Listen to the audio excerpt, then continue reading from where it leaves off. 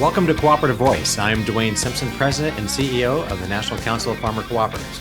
Running a farmer co-op today means navigating real pressure from global markets and evolving public policy to building a skilled workforce and adopting to new technology, all while continuing to meet the expectations of the farmer owners that you serve.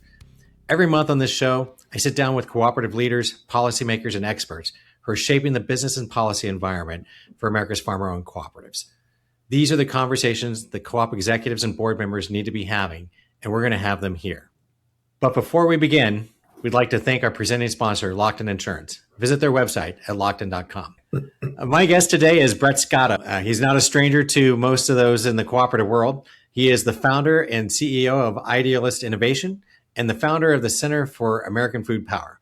Brett brings a genuinely distinctive perspective to this conversation. He is a former Army intelligence officer who now applies those same analytical skills to one of the most consequential long-term questions facing American agriculture. Are we going to be competitive as we go into the next century? Brett, welcome to the Cooperative Voice. Thank you, Duane. Brett, why don't we start before we get into the Center for American Food Power? Why don't you give us just a little bit about how'd you get here? I mean, you Army intelligence officer in combat. You've done all kinds of different interesting things from starting startups. How did you get to the place where you're working on American power through food today? Well, that's certainly an interesting question. But first, let me thank you for the opportunity to be here with you. And more importantly, for your leadership, Duane, and the leadership of NCFC, which is very much on the front lines of fighting for American agriculture and very aligned with the work that I'm so passionate about.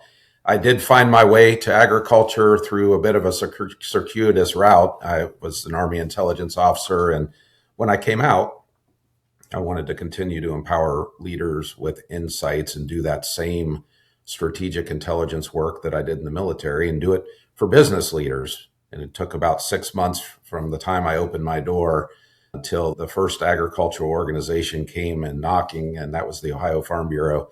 And I began to recognize extremely early in that evolution that the work that we do in agriculture is foundational national security. It is an extension of the mission and the vision that took me to the military in the first place, and that I could do no better than to continue to serve agriculture with those tools that I learned in the Army. So that's how I got here. Then over time, I've continued to evolve my business models and find new ways to provide that strategic intelligence to ag and also to help with the innovation that is necessary. And so today, Idealyst Innovation focuses on empowering the future of agri-food through both market and policy innovation. And the Center for American Food Power is very much an extension of that mission. Well, Brett, let's talk about that. So the Center for American Food Power you just recently launched is tasked with answering the big structural question. How does U.S. agriculture stay competitive globally over the long term? So how did you come to see that as the central challenge that's facing American agriculture today?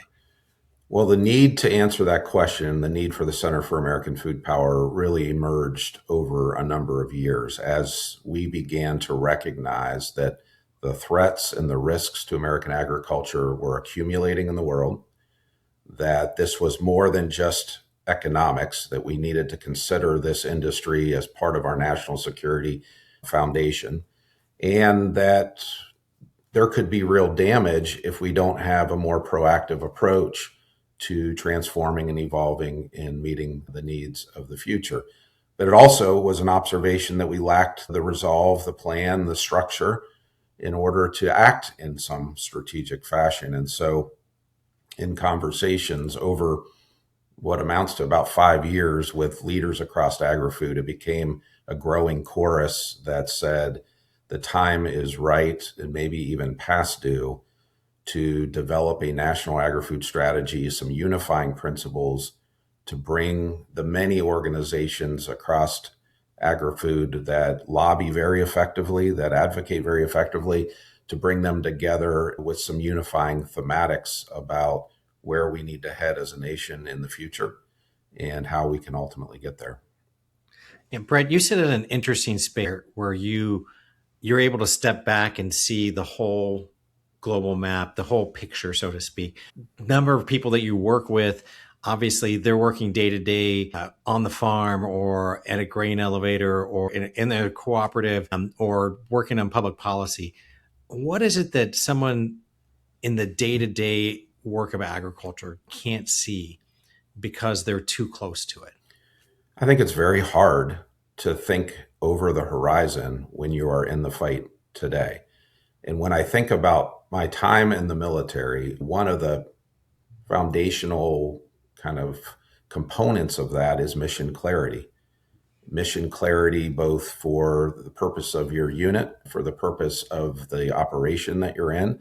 And you have farmers and ranchers out there every day that are on the front lines of providing the food, fuel, and fiber that we need as a nation and overproducing that to send it around the world. But the systems, the structures, the policies that are supporting them are built for a world that largely doesn't exist anymore.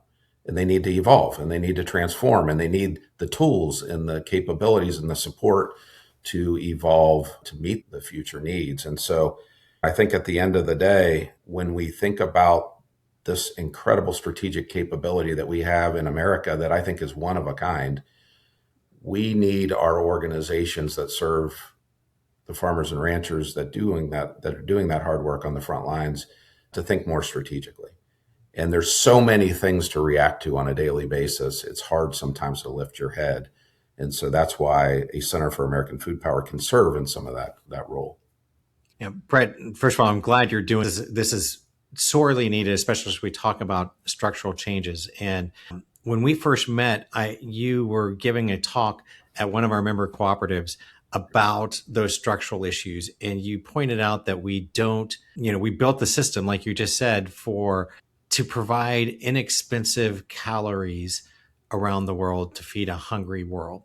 And that today we're doing that, but we're also importing nutrient dense products into the US. What's the structural change that agriculture needs to make in the US? Should we be growing different things? Should we be looking at, the crop mix, the products that we make here? Yeah. We are misaligned today in terms of what we're producing. And when we contemplated at Idealyst, we looked at this future state dynamic and the major trends and forces that were impacting it. There are three demand trends that I think are reshaping what we have to produce. And the first is really global affluence. We're very much connected to markets that are peaked in many ways in population and in softening access, quite frankly. And when you think about affluence more than population, I think forever we talked about the need to grow more food, more calories, and to do it faster and cheaper. We accomplished that mission. Now, as global affluence rises, people are moving up the nutritional ladder. And what we are being asked to do now is grow a different mix of commodities and products. You combine that with human health elements, you combine it with geopolitical forces, and it quickly becomes clear that we're going to have to realign American agriculture to be able to produce all the food, fuel, and fiber that we need here in our nation, and then find those opportunities where we are uniquely positioned to win in the world. And it may not be, I can tell you it will not be, the same mix of commodity outputs that we produce today. And that's the real challenge because structurally, it's very hard to change that. But we need to have clarity about where we're headed so that we can start that process. Yeah. So when you talk about these structural issues, what's the most important thing a cooperative leader needs to understand today about the competitive threat that's facing U.S. agriculture in the global markets? I think at the very foundational level is that this is structural and not cyclical. I am amazed by the number of organizations out there, and that's more than just a soundbite. These organizations that are weathering the storm, quite frankly, farmers and ranchers are weathering the storm, waiting for some change in the headwinds that I'm not sure are coming. There could be ups and downs, but if you look at it directionally over the long term, we're going to have to evolve. And so co-op leaders can really be foundational to reforming the agri-food system that we need in the future, but they have to lean forward on transformation and evolution and not wait for the damage to be done and then to reemerge and rebuild. I think they have to lead, and that's the real opportunity. You look around the world at who we're competing with. Honestly, are we winning or losing this race? We're losing, but we have more capacity to win than any other nation in the world. And that is why I'm so passionate about this. We have the capacity to win and to dominate and to be secure. But we can't do that with the same system we built for the last 100 years. We have to do it with a new system. And that means change. And change is hard, especially when you're in the midst of the fight. And if the military taught me one thing, it's that even when you're in the fight today, you have to be looking over the horizon because what's coming for you could be worse. You have to prepare for it. You have to train for it. And you don't have the luxury to only deal with the issues today because, quite frankly, you'll never get to the issues of tomorrow. And so cooperatives, just like the advocacy organizations that serve farmers and ranchers, have to know that those farmers and ranchers are in the fight right now. In my state of Ohio, third, fourth year of losing income, they're very much in that battle and they can't look up right now, but we should be looking up for them. We should be looking up over the horizon and saying, what is it that we need to do as a nation and as an industry? And what are the economic signals, the support for transformation, the risk mitigation tools? What are the approaches that we need to empower farmers and ranchers with and all the structures that serve them in order to make this shift? It's a good analogy. You talk about your history in the army when you think about the Maginot Line didn't protect the French from the Blitzkrieg, the fighting the wrong war. The Patriot missiles are a very expensive way to shoot down drones. We have to evolve. Every general who loses a war is because they were prepared to fight the last war. And we were very successful in the feeding a hungry world, and now we have to move forward to the next piece. So well said. Why don't we'll take this right now. We're going to take a quick break. Hey everyone, Fritz Waldorf here with Lockton's Food, Ag, and Beverage Practice. The food processing, manufacturing, and distribution industry faces a multitude of challenges, including the maintenance of food safety and quality standards, managing complex and disrupted supply chains, embracing automation, limiting food waste, and adopting sustainable practices. Lockton's Food, Ag, and Beverage team is dedicated to serving as an extension to your risk management team and your risk management initiatives. To learn more, please reach out, fwaldorf@lockton.com. All right. Well, welcome back from the break. I'm here with Brett Sciotto talking about the structural changes needed in American agriculture to stay competitive globally. Brett, can you just real quick talk about how you do the work that you do at the Center for American Food Policy? First, we're very excited about the broad coalition of leaders that are part of it already today, and more are joining on a weekly basis that represent the diversity of agri-food and lots of unique point of views. And we're really seeking truth, and that truth will lead to a national agri-food plan that we hope to issue the very end of next year. We have 4 work groups that are approaching the work that are led by very well-known leaders in the agri-food space. And the first work group, led by Greg Dowd, is ultimately thinking deeply about future needs and requirements. Ray Starling is working on constraints and threats. And Juliana Potts is working with a coalition to think about transformation and empowerment. Those 3 work groups will develop their points of view, and that will be war gamed in November right outside of DC. And then we'll repeat that process in 2027 and ultimately yield a plan in the end. So that's the first step, develop a national agri-food strategy. And then there'll be lots of work after that to build the policy and, quite frankly, the market innovation frameworks that will be necessary in order to transform the industry. And that transformation could be pretty significant. So we're going to need everybody involved in helping. Okay, thanks, Brett. Let's talk about it from a cooperative lens for a moment. Cooperatives handle a massive share of U.S. grain, farm inputs, and dairy. In your mind, is the cooperative model a competitive asset in this global picture, or does the structure create friction that makes it harder to move fast enough? I think foundational to our ability to transform is collaboration. Collaboration is a superpower, and I believe that it is built into the DNA of co-ops. And so I think co-ops, by their very nature, are the right types of organizations to lead it. And the co-ops not only in the inputs and the commodity side, but in the farm credit system and in other parts of the industry, I think co-ops have the DNA to do what's necessary. They also tend to be risk adverse. They also tend to be somewhat short horizon thinkers, in some cases even allergic to change. And I think that's where we have to ensure that our leaders and our co-op boards understand that what we are facing is a pretty significant misalignment that has to be navigated. And they have to allow those leadership groups to think bigger, think more creatively, to take risks, sometimes to make mistakes, to think more strategically over the horizon, longer term, and not just what is in it for me tomorrow and what does my patronage check look like and how have we dealt with the issues of the day. That's part of the job, but we have to give them the time and space and the air to think bigger about how those co-ops can lead the transformation that has to happen. So I think they are an advantage inherently, but I think we have to allow them to be more strategic. So, Brett, you're describing this long horizon thinking, investments and decisions that go far beyond any single crop year or election cycle. As you are concerned about the ability of cooperatives to participate in long horizon thinking while managing what they do, one of their big concerns is making sure that farmer voice stays central.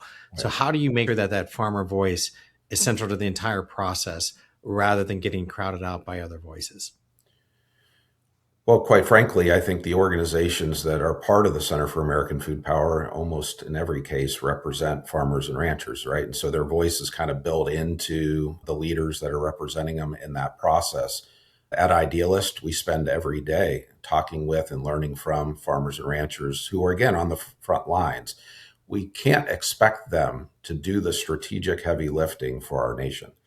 They are in the fight. They're on the front lines right now. And so I think the organizations have an obligation to reflect the reality that their farmers and ranchers are facing, but to be open to the fact that the market's going to win either way. And so we can be proactive about shaping America in our agri-food system in a way that can win, or the world will do it for us and we will spend a lot of time rebuilding what was, in that case, one of our most strategic competitive advantages in the world.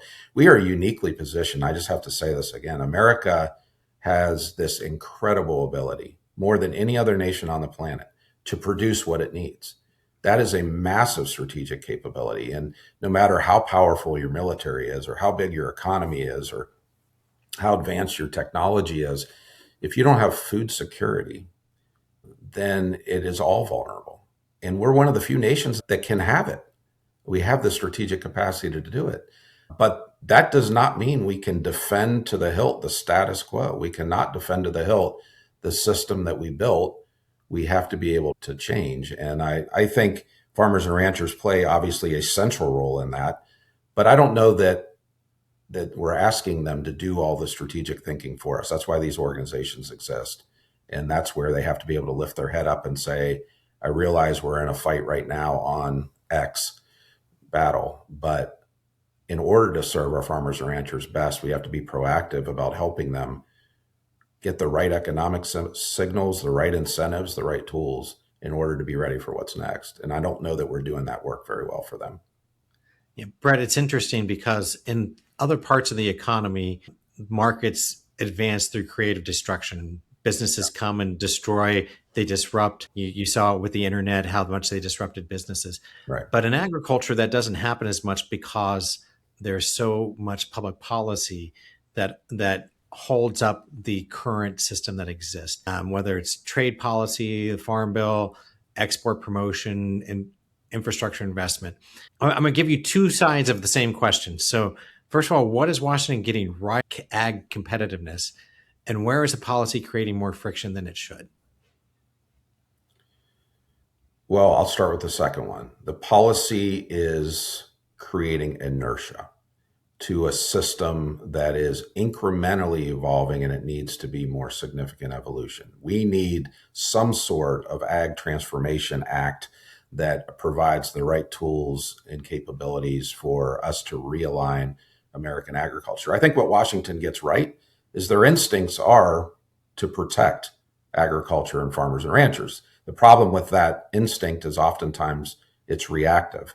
And the soundbite is widely said that food security is national security. We got to protect agriculture and farmers and ranchers. That is rationale to provide bridge payments, solutions, sometimes in a crisis, because it's more than just another industry. It is foundational to our security, but it should also be an impetus for evolution and change. And that's where I think it falls short, right? So their instincts are right, but the strategic view is lacking. And when we don't know where we're going, all we know to do is respond to the latest and greatest challenge. And quite frankly, that's a very difficult way to ensure this capability stays strong. So, Brett, let's dig in just a little bit. I think one of the most interesting problems on how to solve that policy question is that Washington has built up a number of groups that defend everything that we grow in America. There is a corn growers group for corn. There's a soybean for soy, a cotton, right, alfalfa, you name it, sorghum, beef, pork, poultry, eggs, turkeys. It doesn't matter. Every group has their representative. If you are thinking about structurally changing the overall makeup of what we grow in America, those groups get funded by the number of acres that are planting their respective crop or the head of number of animals, et cetera. How do you get those groups to promote something that is beneficial for the individual farmers who grow those crops, but maybe a change in the mix of crops, a corn grower growing fewer acres of corn or a soybean grower growing fewer acres of soybean, just for example? How do you bridge that gap where the interest of the farmers may not necessarily align with the groups that represent them in Washington? Yeah, and those groups are doing their job, right? That's what they're there exactly right to do. And so I certainly wouldn't take that away from them. I will say that mix will change one of two ways. When we proactively align around certain strategies that will allow us to compete in the future, we can do that with enlightened leaders that say, look, our job is to fight for this commodity or that commodity, but those commodities remain central to our ability to produce all our food, fuel, and fiber, but maybe in a different way, maybe in a different mix. And maybe those same farmers who we are really serving at the end of the day, are we serving the plant? Or are we serving the farmer? Can start to evolve their operations and diversify and do different things in order to meet those future needs. And that, in a sense, protects the whole system. Or the market will do it for us. And at the end of the day, we're going to see that acreage shift simply because it's harder and harder for us to compete in some of those bulk commodity row crops with countries that have much lower cost structures, much less regulatory pressure. America should compete where we can win and not be in a race to the bottom in certain areas where it's not playing to our strengths. And I think it's going to take a combination of enlightened leadership that is willing to think bigger and or market forces that are going to make the inevitable. And we see that playing out right now. And I'm not prepared yet to share some of the insight that we're learning in our future needs and requirements work group, but it's a significant shift in commodity mix, significant. The beauty of it is that Americans are the innovators of the world. We don't have to defend the status quo. Like, we have the capabilities. I said the strategic capacity. We have more capacity than any other nation to make this shift. Why are we fighting so hard to defend? And what you have is, when you lack a strategic view, then all you know to do is defend the status quo or defend some incremental improvement on the status quo. And we need much more significant change in order to win. And I think that's all of our interest in the end, is that national security, competitiveness in the world, they're ours, they're in our hand, but we have to act differently. I've heard you talk about this before as well, about the fear of change and why Americans shouldn't fear change. You want to share with your listeners, you a really good way of telling people why Americans shouldn't fear change, because we're the, why do you think Americans shouldn't fear change? Well, I think we have a history. If you look through all of American history, I'll restate, we are the innovators of the world. In almost every industry, we have led in that thought leadership. We have led with unique technology, collaboration, innovation that the rest of the world seeks to adopt. And somewhere along the line, we became afraid of that in agriculture. I mean, not that we're not adopting and changing, I would suggest that our productivity is through the roof. But if you built a factory or a business that produces some product and the market for that product continues to shift, you would not expect those companies to do everything in their power to try to convince people to still buy this thing that maybe needed to evolve. They would be on the front edge of evolving it. And when you look at human health, for example, which is one of our big macro trends, we solved for food insecurity. We solved for lowering the price of food. We solved for the number of calories we needed. We executed on the mission that we were given, and now the mission's different. And we can solve for that too. We can increase nutritional density. We can reduce our imports by growing more things here. We can innovate on inputs and rely less on threat nations for those basic components. We are blessed with the capability to lead, but that requires vision and strategy. And that's where I think we've kind of gotten complacent. I'll say complacent because when you have food security, you tend to take it for granted. And I think that's what's happened in America, is that we just expect that it'll be there. And our policy in this case, as a body, is creating inertia that makes it hard to pivot. And I think proactive strategy is better than waiting for the damage that we have to rebuild. Yeah, Secretary Perdue used to say that when you don't have food, you have one problem. When you have food, you have lots of problems. So it is one that, necessity isn't making us change, and so we have it. Right. If cooperative leaders were to show up in Washington with a unified voice focused on long-term ag competitiveness, what would that message need to be? That we need different tools in order to evolve. I think we have the luxury at Idealyst of working with a Farmer Innovation Council that represents some of the most progressive, successful farmers across the country. And they need different tools to diversify. They need different approaches to risk mitigation and risk management. It should not be on an individual family farm to bear the brunt of trying something to evolve in order to meet the future needs. That needs to be something that Washington supports. And when you look at the battle over the Farm Bill, and I know NCFC is very much on the front lines of that, we need a Farm Bill, but we need a Farm Bill that serves tomorrow, not today or yesterday. And I think that strategic capability is lacking. And so when you hearken back to the military, there are organizations within the military apparatus that are thinking way over the horizon about what the threats are and the opportunities are in the world all the time. And they're building a force that can execute on that, not on one that's just focused on today, but what's focused on tomorrow. We need that same deep cell in agriculture. That's what we're trying to fill that void with, the Center for American Food Power. But it's really going to take everyone across the agri-food value chain to advocate effectively, especially in this political environment, to get the tools in the hands of farmers and ranchers so that they can evolve the way they're going to need to evolve.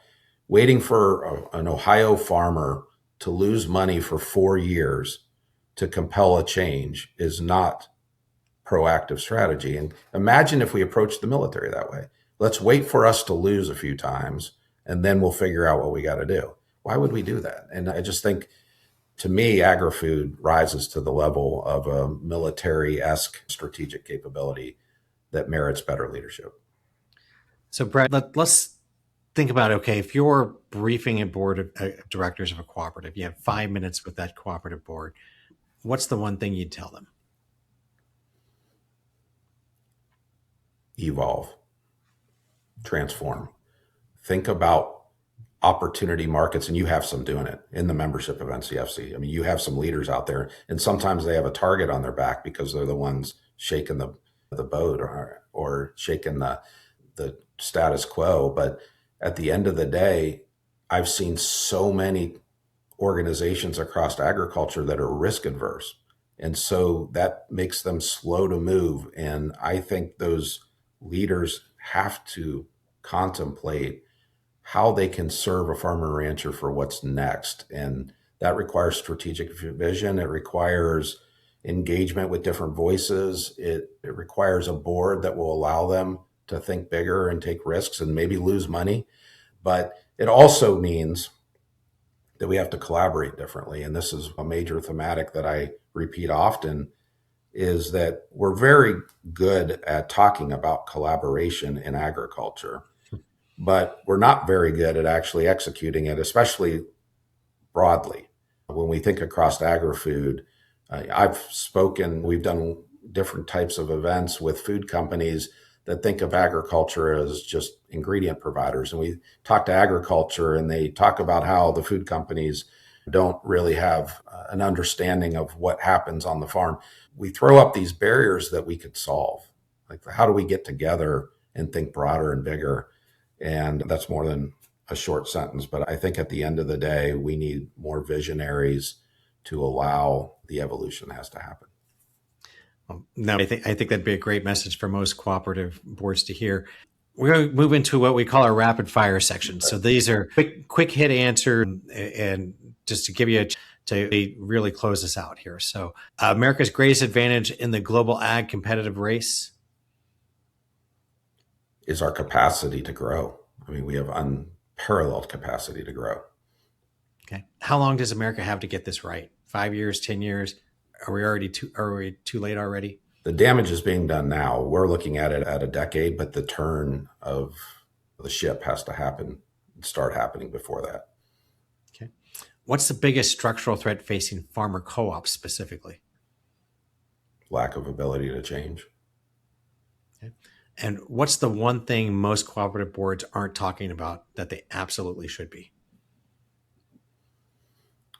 The evolution of the commodity mix that will serve America in the long term is different than what it is today. And now finish this sentence for me. Okay. American food power is worth fighting for. Fantastic, Brett. Thank you so much for being here. That's a wrap of this episode of the Cooperative Voice. Thank you, Brett. Thank you, Duane. The Cooperative Voice is brought to you by Locked-In Insurance. The voices we hear from here on this show don't exist in separate lanes. Markets, policy shapes business decisions, and both land on the desk of every co-op CEO and board member in this country. That's a conversation that we're going to have here, one voice at a time. Our new episodes come out monthly. Subscribe wherever you get your podcast. Share it with your colleagues and visit ncfc.org to dig deeper into the topics we've covered today. Until next time, I'm Duane Simpson. Let's make sure our voices are heard.